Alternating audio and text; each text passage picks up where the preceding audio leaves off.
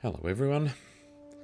For those of you who have been following along with my R2-D2 build, you will no doubt be wondering why there was such a big break between part 12 and now.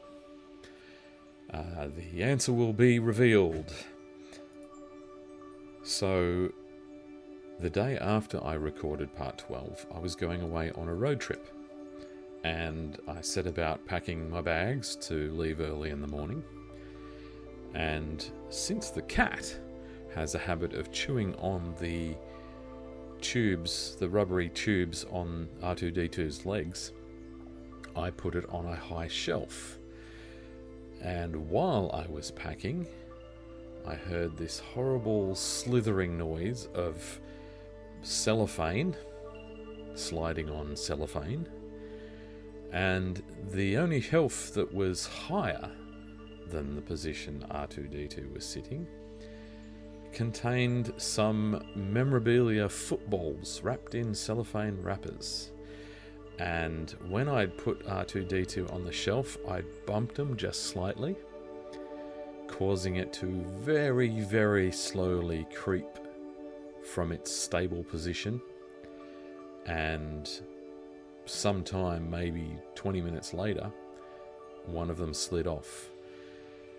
And of course, you can see where this is going. It slid and hit R2-D2, knocking it to the floor, turning this into this. This was, of course, quite devastating, and I was committed to going away, and I was away for a week. And when I came back, I just couldn't bear to look at it. So R2-D2 sat in a box like this for many months. And it's taken me a couple of goes to put him back together and catch up to where we got to last time. So what you're looking at now is actually rebuilding back to the end of the last video, and I'll do this on super fast so that it doesn't take up too much of your time, but by the end we'll have it back in working order and back to where we can carry on with part 13.